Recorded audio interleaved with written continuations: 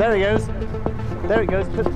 Tasnim news agency সূত্রে জানা গিয়ে আজি ইরানের রাজধানী তেহরানের কেন্দ্রস্থলত একখান মার্কিন টমাহক ক্রুজ মিসাইল আঘাত হায়নি, তবে ইয়েন বিস্ফোরিত নয় বলেও জানা গিয়ে। আজি মঙ্গলবার সকালে প্রকাশিত এক ভিডিও ছবিত শহরের আকাশত ক্রুজ মিসাইলের উড়াউড়ি দেখা গিয়ে। স্থানীয় সূত্রে দাবি করছে একখান মিসাইল তেহরানের মোলাডি জেলার সৈয়দ ইসমাইল বাজারত এলাকাত আঘাত হায়নি, যা অত্যন্ত জনবহুল এলাকা হিসেবে পরিচিত।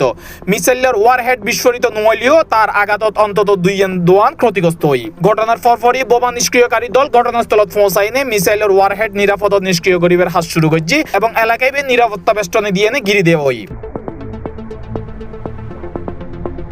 টমাহক ক্ষেপণাস্ত্রটি মার্কিন যুক্তরাষ্ট্র তৈরি অত্যন্ত নির্ভুল, দীর্ঘ পাল্লার এবং সর্ব আবহাওয়ায় কার্যকর একখান সাবসনিক ক্রুজ মিসাইল। ইয়েন মূলত যুদ্ধ জাহাজ বা সাবমেরিনে নিক্ষেপ করা হয় এবং ভূমির খুব হাসাহাসি দিয়ে রাডার ফাঁকি দিয়ে 1000 মাইলের বেশি দূরের লক্ষ্যবস্তু নিখুঁত আঘাত হানতে সক্ষম। প্রতিবেদনত হওয়া এই বেসামরিক এলাকাত ওই ধরনের হামলা রাজধানীর জনবহুল স্থানে নিরাপত্তা লইনে নতুন উদ্বেগ সৃষ্টি করছে।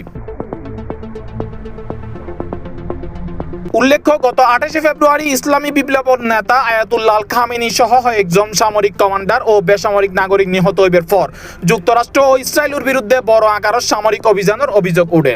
এর ফরতুন ইরানের বিভিন্ন সামরিক ও বেসামরিক স্থাপনাত ব্যাপক বিমান হামলার দাবি করা হয়, যার ফলে উল্লেখযোগ্য হতাহত ও অবকাঠামো ক্ষয়ক্ষতি হই বলে জানা গিয়ে।